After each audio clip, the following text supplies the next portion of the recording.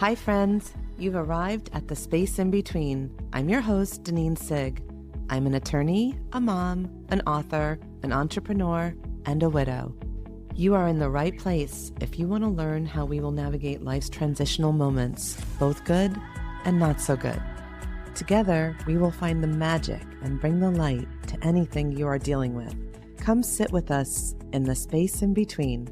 Hi, everyone. We are back in the studio and so lucky that we have another session coming up with Jason Barnaby. Yay! Yay. So excited to be here. Yay! I'm so excited to have you again. And if you remember, Jason is the author of a book called Igniting the Firestarter Within. He is a keynote speaker. He is a coach. He is a fractional sales coach, I believe. Fractional sales VP is what we say in the biz. Fractional sales VP. Let me get that right. It just sounds in the biz, because I'm not in the biz, but you know. And he is also my friend, and I am really grateful that he is here. And I'm grateful to be here. Thanks for having me back. Thank you for being here. Yeah. So today we're going to talk about mental health, and there's obviously, if you're reading anything, listening to anything on the radio, on TV, online, there is an epidemic in this country. Was there before COVID and probably was magnified by 10 post-COVID. That has nothing initially to do with COVID, but COVID has everything to do with probably the lack of practitioners in this area. Apparently, it's like almost impossible if you have a pediatric need for mental health, but mental health in general is an epidemic in this country, probably globally, and it's something that we need to address. And Jason is someone who has been pretty open about some of the stuff he's gone through. I, of course, am always open in every discussion that we have. I always throw a little bit of myself into. But to start this off, I guess, Jason, what I'd like you to start with is just when you hear mental health as an epidemic, what's the first thing that comes to your mind, whether about your own struggle or about witnessing other struggles? I think for so long it was the thing that so many suffered with and nobody talked about. I see it in my friends. I see it in my family. I see it in my immediate family. I don't see it in the older people in my family because of the stigma. That's one thing that comes up for sure when I think about mental health is the stigma. And because I have been speaking about it openly more and more and more, I am surprised sometimes, especially because I do a lot of posting and activity on LinkedIn, and I'm surprised still the people that jump into the conversation in the comments and say, this needs to be talked about more. Thank you for saying what you're saying. Because I feel like I'm saying it all the time. And because of that, I forget that there still is that stigma, especially in the workplace. Do I tell my boss? Do I go to HR with this? Do I let my coworkers know? What are they going to think about me? Is that going to affect promotions? And it shouldn't. I think like a cancer or like Alzheimer's, who I work for the Alzheimer's Association, I volunteer. I think just bringing awareness is so important, even if we don't have all the answers. And what you're doing by talking about it, what I think a lot of people are starting to do, even some celebrities are being really forward about their struggles. I don't know that it's permeated the working class person who does have to report to a boss. I don't know that they would have the freedom to say, I'm struggling mentally, I need a couple of weeks off. Right. But I hope that this discussion joins in chorus with other discussions that people are having about mental health and about just being aware about your own struggle and what you need. And, I'll just say for me, I have had things happen throughout my life, and you and I talked about this on the Enneagram scale, right? That I just kept going, and then I hit a wall in 2023 that nearly killed me. And what I learned, we had discussed this in a prior show that you were on, my brain wasn't helping me. Right. It was rehearsing the bad thing that happened to me over and over. It took months and months for me to have the ability to stand up and say, stop. Yeah. I say it now whenever things come to me that are ugly or negative or make me feel really down about myself in a way that isn't just temporary, that could sometimes lead me to 3 days of not feeling good. I start to say, stop. That's not going to work for everyone, though. And you had a little bit different path. And Yeah. I don't know, I may still need to incorporate some other modalities to help me, but I know that you have tried a couple of things, and maybe you want to share what led you to that. I know Sure. Awa was doing some studying and Yeah. sort of, so maybe you want to talk about that. Yeah. As I mentioned to you before, my wife has always been ahead of the curve, is what I say. She's definitely been ahead of me. She was the one who found the Enneagram before I did. She recently finished her second master's degree. She went back later in life to get a master's in therapy to become a mental health therapist. And one of the requirements of the program is that she herself had to be in therapy. Like, you literally had to, I don't know if you had to show a receipt or what, but you had to prove that you were in therapy. And so as she was going through therapy and realizing the difference that it was making in her life, in a very non-nagging, supportive way, she would say things like, hey, I'm getting a lot out of this therapy thing. Maybe you would consider that. And to which I politely and quickly dismissed and said, thank you, I'm good. How many layers can the onion have, right? Like, Yeah. I'm good. Yeah. And as I continued to see her develop, and as we were having conversations about things that came up in therapy, and as we were talking about those, I got curious. And so one day I was like, okay, I might be interested in going to therapy. Because I didn't want to commit, because I'm a dude, and I'm not just gonna commit. I gotta get all the things out, right? Figure it all out. So I said, what does that even mean to have a therapist? And I love her answer, and I've shared it with many people as I've talked about my therapy journey. She said, in a therapist, you will have somebody who has your back 100% of the time. And I use this example, and I don't say it like I have a, things are terrible, but because they're great. We will have been married for 27 years. I've never had my back. Congratulations, by the way. I know an anniversary is coming up. I don't have her back 100% of the time. I would like to, but I'm selfish and I want my own things. And she doesn't have my back 100% of the time. Probably has mine more than I have hers, for being honest. Because you're people. Right. You're right, real people. Because we're people with, with desires and wants and agendas and things that we want to do. Sometimes conflicting. Very much so, right? And so I was like, okay, I'll go. How many layers can the onion have, right? Like, let's give this a shot. Well, it turns out the onion has a lot of layers, and many of them made me cry as we started peeling them back. And what has been super helpful, well, there have been a lot of things, but I'll list a few. For if there's somebody listening who's like, well, maybe I want to go to therapy. Jason said he's gone to therapy. The first thing I'll say is my biggest regret is that I didn't start 30 years ago. I remember you telling me that. Because I would have been a better husband. I would have been a better dad. I would have been a better employee. I would have been a better community member. And not that I was a bad one, right? You just would have been a better version of yourself. I would have understood more about how I work and how I tick and what I do and the things that are informing my behaviors in today. Because a lot of what I've learned for me in therapy is a lot of the things that are informing the way that I behave are things that I've been carrying around with me for a lot of years, and sometimes like literally decades. And this doesn't mean that everybody's got to go back to their childhood wound and dig up all the past and talk about all the terrible things. And maybe you do. So I have recently started seeing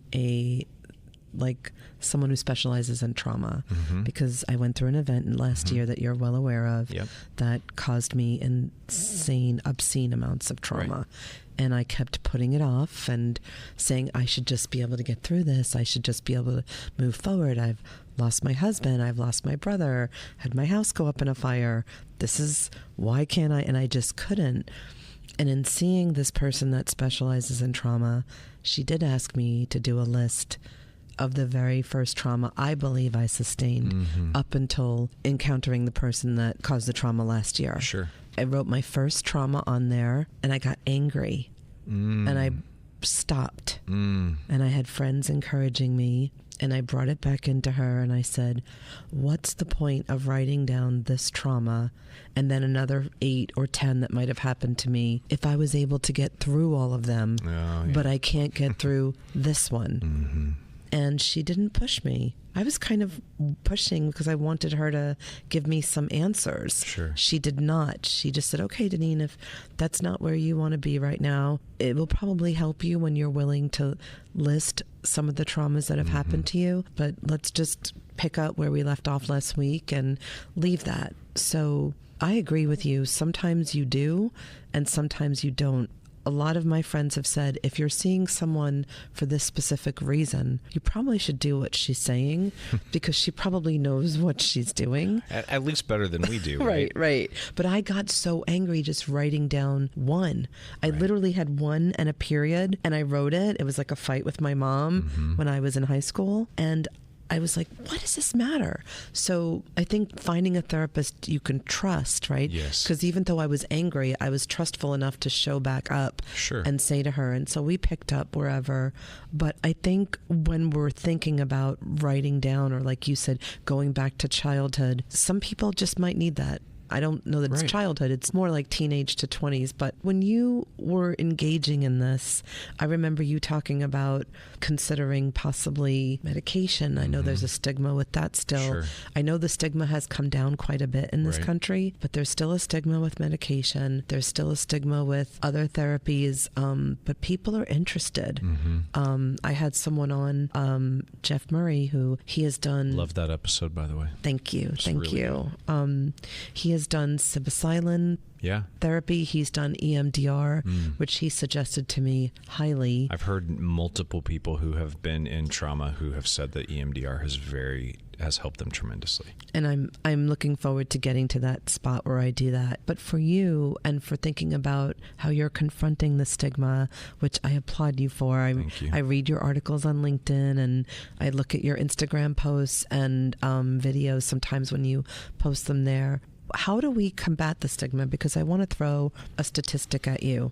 Yeah. Over 6 million men in this country, because we're focusing on mental health, mostly men's for this conversation. 6 million men suffer from depression in this country. 40% of men will not talk about mental health at all. And 35% of men think that they have had a diagnosable mental health condition but did not seek help. Even answering this poll saying they believe they were diagnosable. Those are some tough statistics to be a man right now in the United States and to have to deal with that on top of it, because women are more likely to seek help. Women are less likely to harm themselves, although I think that might be different in the teenage years. We can maybe touch on that basic later. But what do you think when you hear those statistics? What do you think about your own struggle? It makes perfect sense. I grew up in the 70s and the 80s, and I can tell you, crazy was a word, right? When someone needed... Yeah. If someone was in the neighborhood that wasn't right, it was like, they're crazy. Their mom's crazy. Stay away from that house. Or, but maybe that woman was just having postpartum depression and nobody understood it. With my first, I believe I had it. And I remember going, why do I want to hurt myself after, like, my husband goes to work in the morning? Like, I just thought, snap out of it, Dinine, snap out of it. It was pretty bad. So when the second one came, we went and saw somebody, and she said, you probably had it, and it's really important that we watch you, that you don't have postpartum again with your second. But we're not talking a long time ago, and I hope women who are having babies now have way more support for postpartum, because I can't even say 100% that I had it, just that it seemed like I had all the symptoms. Didn't want to hurt the baby. I wanted to hurt myself and didn't really understand why. So I think part of the stigma around that is I was brought up in a way that you're a dude, you don't ask for help, you figure it out, right?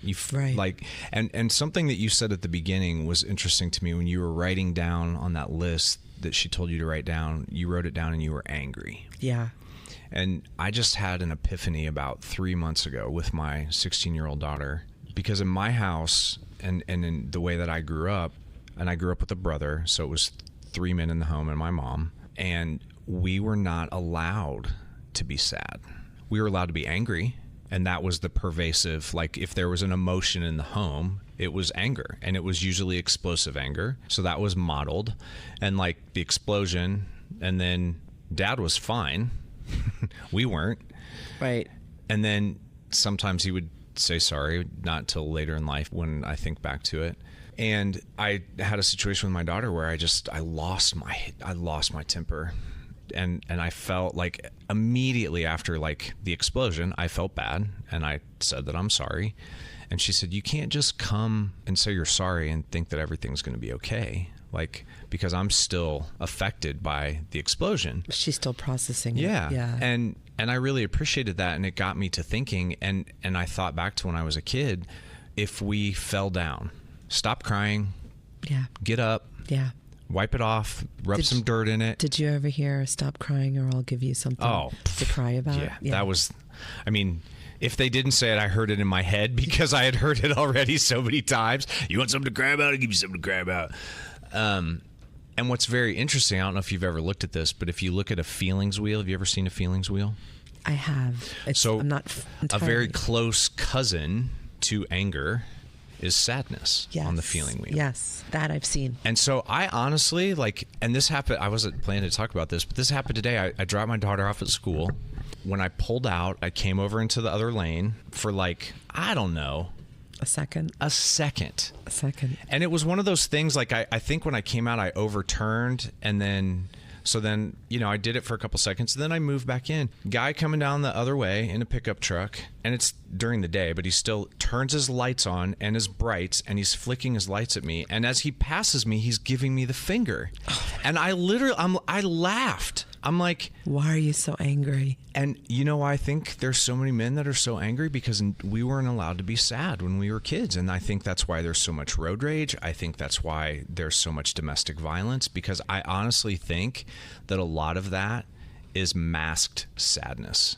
I agree. My mom was a firm believer in a smack across the face or a smack in your butt. Mm-hmm. And all the research I read says all that does is create much more aggressive children. And so my husband was also brought up, but in a very strict way. Mm-hmm. He had Asian parents that believed in discipline with a capital D. Yeah, right. And so when we first had Cole did something, and my husband went to go sort of smack his hand. And I just said, we're not hitting, like, it wasn't even something we had discussed. Right. But I said, my brother and we had no fear of physical altercations. I can remember being angry about noise, and there were 15 motorcycle guys. And I walked over to them and I was like, you guys better shut the F up right now, because, and they were like looking at me like, who is this girl? And one of them came over to me and he had a baseball hat on. And I remember I flicked his hat off and I was like, you better get the step in, you better. And they were all just looking at me. It could have been so much worse. Oh, yeah. But I don't have a lot of fear of my personal safety in a confrontational way. Sure. If I'm alone in bed at night and I hear a sound at 4 a.m, that's a little different. But if I'm walking down the street and somebody approaches me, my first thought is, I will effing kill you. Do you know what I mean? And it's not a good thing. And I've gotten more mellow. When I lived in New York City, I was on all the time, and I think in some ways you kind of have to be. Yeah, right? And in some ways I could just meander, but sometimes I couldn't. There were some people that didn't have mental health, and they were also homeless, and they were also very aggressive. And I'd have a stroller with me, and I'd be like, "I'm going to send you home in a body bag, bitch, if you don't step back." Like, I would say stuff that I don't know that I could have ever backed up. Right. But I was just. You're hoping that the words just. But what I'm saying is, like, I didn't have a fear, and I think it's because I got hit. Maybe not even a lot. My dad refused, in most households, especially Italian-American households, it's the dad. Mm-hmm. My dad refused to touch any of us.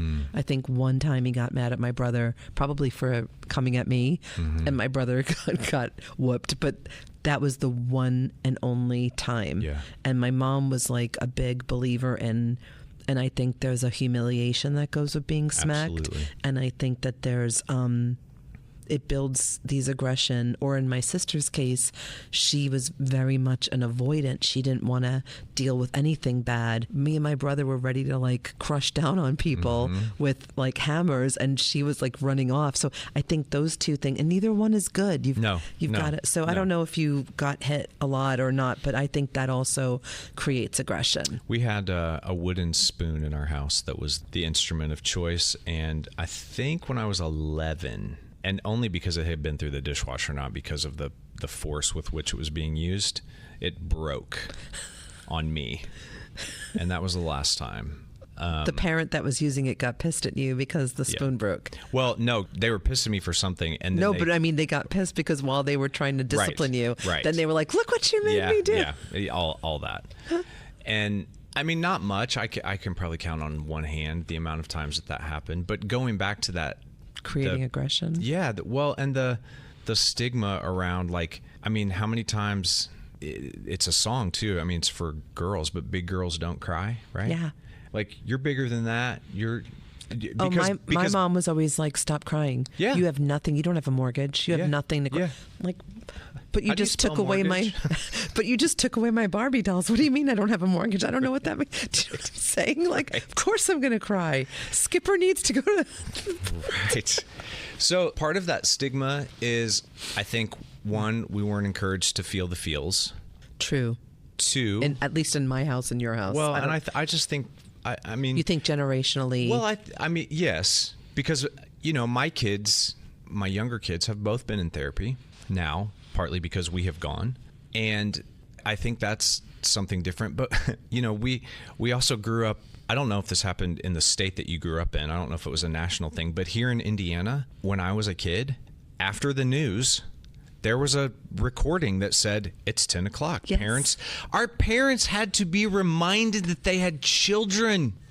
It's 10 o'clock. Do you know where your kids are? Where your children are? Yeah. I mean, it was every night if I was allowed to even be up. Are you kidding me? I always wondered about, like, why did someone think that they needed to put this on? Of course my mom knows where I am. But, like, maybe. Well, but also at the same time, like... Most of the time, my parents knew I was out. No, but they didn't know I was 5. Well, I mean, even at night, though, sometimes. Okay. Oh, I was never really allowed to be out that late. But growing up during the day, they had no idea where we were, and they had no idea what we were doing. And and quite frankly, I don't think they were interested. Yeah. As long as we weren't home, that's what they cared. Like, if you showed up in my house before 5 o'clock, my mom was like... Go back out. Is one of your legs snapped in half? That's funny. Indiana and Long Island, but yet we have very similar. So that's another piece. So I don't think we were encouraged to feel the feels. I don't think our parents were at all in touch with their feelings either. I mean, because what did they watch? A generation of parents who had gone through the war and depression. Yes. Who be thankful for everything that you have. Yes. Oh my gosh, the food. Right? Like, my mom talks about the food. I mean, how many times were you told about the starving kids in Africa and that you needed to clean your plate? To this day, I'm 53 years old and I have a very hard time throwing away food, even if I'm stuffed. I finally broke that habit probably 6 or 7 years ago because I was like, this isn't helping anyone. No. Me eating stuff that's left. So it was maybe even longer than 7 years ago. But yeah, I agree with you. That was a dumb thing to teach us. Oh, it was along terrible. With, you know, like you said, letting us go without the knowledge of what we were up to, which could have caused more trauma for some people. Luckily for me, I had an older brother. He was always somewhere before he's no longer with us. But I was pretty protected in that sense. But, you know, other kids, maybe they were just single kids, one kid in the family, and they're out all day and the mom has no idea and doesn't want to know. And then if you come home and you talk about something, the mom's trying to put dinner on the table. She didn't want to hear it. Wash your hands. Right. You know what I mean? And then you're going to help me. You'll be fine. Yeah. You'll be fine. You know, rub some dirt on it, wash it off, whatever it is. That's another thing. And then the other thing is, I think specifically for men, we're supposed to know how to figure things out. That's just one of the things that what do you mean you don't know how to figure this out? You got, like, you're a guy. You know how to figure it out. And so I think because of that, it's a pretty terribly closed cycle. You have a problem, you think you're socialized to believe that you should be able to figure it out. You can't. So you beat yourself up about the fact that you can't figure it out, which makes it harder to go and try to figure it out. And then going back to this idea of comparison, you look around and you feel like, well, they've got it figured out. And again, nobody has it figured out. That's the big myth. Like, if you're listening to this and you think like, well, nobody has it figured out. We're all really, really good actors. And we're really good at putting on the brave face and stuffing it and playing along or doing whatever. And so for that reason especially, I think for men it's very hard to ask for help, because so much of the figure-outableness is connected to our self-esteem and our image. And when we can't, that means somehow that we're less than, that we're broken in some way. And that's something that I want to make sure that I say. So when I did go to therapy, it was not because I was broken and in pieces and needed somebody to put me back together. It wasn't that. I wasn't in this awful, terrible, scary, scary place. And I still needed somebody to talk to, even though I wasn't broken into a million pieces. It was helpful. They have a different perspective. They have tools like writing these things down and let's walk through this, because we've talked about fear. They know what's on the other side. Yeah. And they're also patient enough to say, if you don't want to do this now, that's fine. And so for me, I went to therapy, but I didn't even tell my therapist about some of the stuff that was going on with me, because I should know how to figure this out. I should be able to work through it. I should be able to push. I've always been a doer. I've always and I know that I can do things on my own. Yeah. And so why can't I figure this out? And because our brains don't have the best in store for us, I don't think, and especially with the personality type that I know we both have, we also don't pay attention to the shadow side of things as much as we should, because we're always distracted by the shiny things. And we run around and look at all the different shiny things, while in the shadows, there's this pile of shit that is just growing larger and larger and larger and larger until you eventually deal with it. And mine was 49 years of piling until I finally looked at it. Wow. Yeah. Just an opposite perspective. I didn't think I wasn't dealing with. I thought, okay, I dealt with that. Okay, I dealt with that. Okay, I dealt with that. Like, in my mind, that's where I got. Mm-hmm. And then I was like, oh, okay, things are good. And then they weren't. And then the shock to my system was shocking. Does that sound right? Yeah. The shock to my system shocked even me. Right. And I was like, what is wrong with you? And I had friends going, this isn't you. You are Dinine, hear her roar. Right. You're Dinine, mother effing Signorello. Different things. That's what my brother used to say to me all the time. You're Dinine, motherfucking Signorello. Don't let that person do that. Like, instantly. He would instantly say it to me. You flicked the ball cap off of a biker. Knee high to a Harley. I don't think my brother would have been happy for me. He wasn't there that night. But yeah, I think that I just kept saying, what's wrong with you? What's wrong with you? And I think I was in pieces. I didn't just see a trauma specialist. I went and spoke with a man of the cloth, because he would post things on Facebook that just started grabbing my soul, sometimes biblical, sometimes just quotes by famous people like Marcus Aurelius. And I reached out to him and said, can I come and talk to you? I don't know if I make a donation, because I'm not really part of the Catholic Church as much anymore. And he was like, no, just come in. And we sat there, and he understood the angst, which was nice. But again, it was me reaching out. It was my friends just kept saying, what is wrong with you? Like, this isn't you. This isn't you. This person is nothing. Like, what is wrong with you? And I think, like other people have said, like that man of the cloth, like you, because I'm an Enneagram 7 and you recognize that in me. And like the trauma therapist, there's only so much trauma that you can pile up. You called it ish before, right? There's only so much of that you can pile up and get through. So I guess when we think about men, and maybe I've had more of a male presentation in that I've gotten through quite a bit, and I really haven't felt the need to have a lot of help. And now I'm recognizing that when she told me as a trauma specialist, you belong in this office, because I was like, do I really, is this really trauma? I've got some things, but it's not trauma. I really thought she might say, you don't belong here. Like, because I said, I don't want to use up resources, even though I'm paying for it, your time. If someone, and she was like, oh no, Dinine, like you, no, sis. Yeah. What happened to you, what someone did to you is a betrayal trauma, and just hearing that.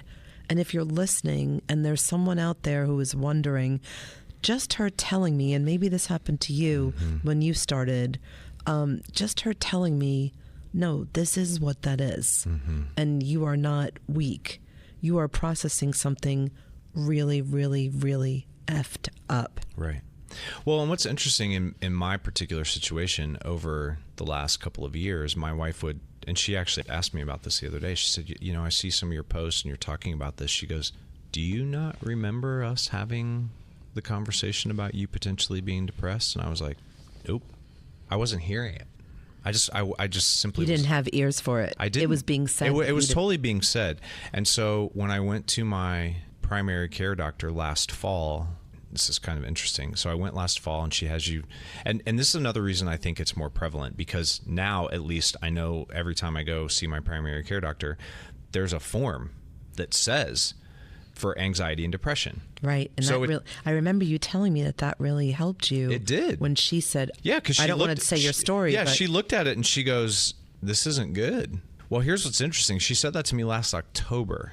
And I don't remember what she said after that, because I don't think I had ears to hear it even then. And so when I came back for the follow-up in January of this year, the nurse is asking me, is this still true? Is this still happening? And she said, are you still taking Wellbutrin?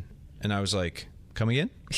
She's like, are you taking Wellbutrin? And I said, I've never been taking Wellbutrin. She's like, well, the doctor prescribed it last October. And I was like, I remember you telling me this story. I didn't hear that. And so we have my doctor and I have a pretty good relationship. So, and she's also a fiery little Italian lady.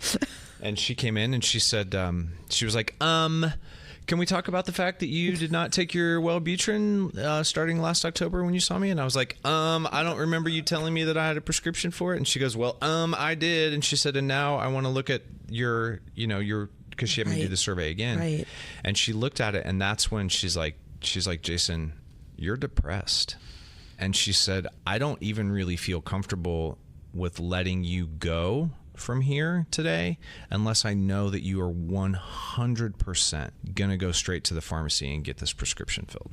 I did have ears to listen, and I said, okay, I will do that.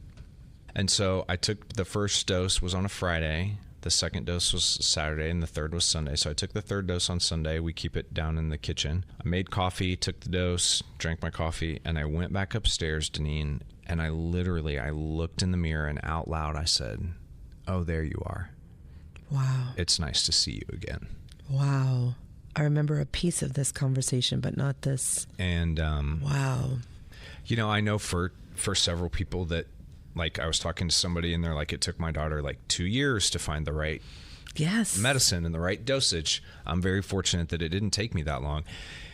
And as I look back, and this is the hard part for me, is I spent from January of this year going backwards 2.5 years walking around in the smoke. Like, if I'm being totally honest, like, and people would say to me, you didn't look it. Right, because this is one of the things I wanted to hit on with you today. Mm-hmm. You are someone that fires people up, and you have that ability to bring, and I could see some tears in your eyes too, as you're coming to you're viscerally remembering that moment in the mirror with your coffee. Yeah. And, but you're a person that is always on brand most of the time, at least when I see you, right? I don't live with you, so I don't know, but you fire people up. You're an inspirer. Mm-hmm. You are a fire upper. Mm-hmm. You are an encourager, a connector. Mm-hmm. And so what did you say to me? How could that guy, I don't want to say it for you, but it was something like, how could that guy be depressed for 2.5 years? And again, because I'm brought up and socialized in a way that I should, and I tell people in my coaching, I'm like, don't shit on yourself and don't shit on other people. Like, yes, don't shit. Don't do that. But in my head, I was like, well, I should be able to figure this out. I'm telling other people things that they need to do. Yeah. One, you're a hypocrite. Like, how can you tell people that if you can't do it yourself? And two, how does that even happen? Like, and then the other part goes straight to this mindset of scarcity that I was also walking in those 2.5 years of like, who's going to hire a depressed motivational speaker? Right.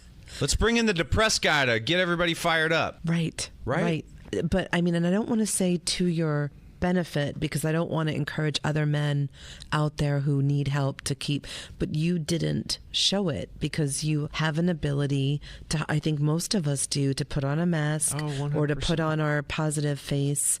There were nights during my really low points that I still went out and people thought I was the belle of the ball that night, and I had fun and I knew words to songs. So when we think about that, and you think about someone who might be listening now who is like, I think I might be depressed, or I think I might need some help. What's something encouraging that you wish someone had said to you back 2.5 years ago? And I know your wife did try, so I'm not faulting anyone. I'm just, let's speak to the person who's listening going, hey, I might have a little bit of what Dinine had or what Jason has. I would say that it's super important to go talk to somebody who knows more than you do. So if it's a therapist, if it's your primary care physician, guys in general don't like to go to the doctor. Right. Go and allow them to ask you some uncomfortable questions. Because when you look at those statistics that you shared, and one of the other reasons that I've read that men are more successful with suicide is because of the methods that we choose. So let me that was my last statistic I wanted. So it's interesting you brought that up. The suicide rate in males is 4 times higher than females. 23 per 100,000 versus 6 per 100,000. So when they go to do it, they don't mess around. Right. And so that's a really scary statistic. So again, if we have someone listening, whether you're a male or a female, I mean, I've talked about that I had a really big struggle in 23. So even though a lot of this conversation is focusing on men's mental health, what do we want to say to someone who's listening to both of us and going, I might need some help? Besides go to someone, is it when you think about your tribe, right, as we discussed in a prior show, do you go to your devil's advocate because they're going to be the most honest, or are they going to be the most least likely to help you? I would probably say not. Because they see things in such black and white ways. They're not going to help you. I will say that one of the things that has helped me tremendously, and it's funny that we are talking about tribes. So there's a group that I've helped get off the ground, become kind of a core member with, that happens a lot. Like, we do a lot of reach out through LinkedIn, and it's called Iron Tribe. I've seen it on LinkedIn. It's incredible. There are typically anywhere from 15 to 20 men. We are from all over the country. We get together on Wednesdays at from 12 Eastern to 1 o'clock. It's a Zoom call. If you are a LinkedIn person, go search for Iron Tribe, all is one word, and it will show up, and there will be a link. We started it as a nonprofit, so you can do 14 days, try it out, and after that, if you want to pay for it, it's $10 a month. That's quite a, I don't even want to use the word bargain because I don't want to cheapen it. That's a gift. That's a gift. That's like an honorarium, small honorarium you're paying. And really what that's going to is, because the platform that we've built this community on is called Mighty Networks. And so the money goes to pay for that. And any money that is left over, I think we're going to do it on a quarterly basis, will go to some charity. So nobody's making money on this thing. And what I will tell you is even last week, I had a really tough business situation that was going on. Money was like super tight and I was super stressed. And we talk about a topic and then we go into breakout rooms. And everybody who is there in this group is open to talking about struggles and things that they're dealing with. And these two guys that were in my breakout room, I happen to know pretty well. It doesn't always happen that way. And so I was just very open, and I lost my shit. Like, I was crying. It was ugly crying. It was not, it was, and I wasn't like, I'm going to go to Iron Tribe and like bare my soul. You're right. You didn't know. No, I was going to go, I was going to be honest, but I wasn't going to be that honest. And so I started sharing, and these two guys didn't try to fix it. They held space. They're like, dude, I've been there. It sucks. It will pass. That doesn't help you right now, but know that we've been there. We are here for you. Tell us what you need. They checked up on me later that night after that was over. And to me, and I've experienced this in a lot of like corporate settings where we do team building, because I use the Enneagram and we go deep in team building. And we do this feedback exercise and we talk about our what if abouts. And these people have, you share that stuff around the table because we don't normally share that. Guys don't share this sort of stuff. And by the way, we're not kumbayaing around some like, campfire or anything. It's just guys coming together to challenge each other and grow. But I hear people, when somebody says, this is what I'm dealing with, it is like the first domino, and it is the opening of the door for other people to walk through the door. And you hear from other people around the table or in the Zoom room, dude, me too. And there was nothing more. I think that's why the Me Too movement was so powerful. I was going to say that's a powerful statement. It's an incredibly powerful statement. And I think because what happened in that original movement was a lot of people who thought that they were the only ones who had suffered with this. Yeah. Were like, I'm done suffering in silence. And in essence, that's what we're doing by showing up to this thing and just saying, some weeks I'm going to have a hard week and I'm going to need the support. And some weeks I'm going to be here to give the support. And there are 10 of us who are going to Chicago in 4 weeks. And I've only met 3 of them face to face. That's amazing. But I know these guys because of the focus and the depth of the conversations that we're having. So if there's anybody who's listening to this, please come join us. You don't have to talk. You can just come and say, I just want to be here to check it out. But on the Zoom or in Chicago? On the Zoom, yeah. Is it now irontribe.com if someone's not on LinkedIn? It's not irontribe.com. You have, I think if you can go to, because it's on Mighty Networks, so you can go to mightynetworks.com and search there for Iron Tribe and it will take you there. Or you can go to LinkedIn. And I'll try to have something in the show notes. Yeah, we can have a link that goes straight to that. If you want that. And I mean, $10 a month, that's like 2 cups of coffee. Well, and if you pay for the whole year up front, it's only $100, so you save 20. So it's like 1.5 cups of coffee. Right. I think we can all do that. Right. Most of us. I don't want to make any. But it's a wonderful resource for you to offer it on behalf of the Iron Tribe. I'm assuming it's just for men. Yep. So any man that's listening who feels like they would like that kind of support or knows they need that kind of support or isn't even sure, give it a try and see if that support feels good to you. And I even want to say this, if you're listening, and we'll put my information down in the show notes.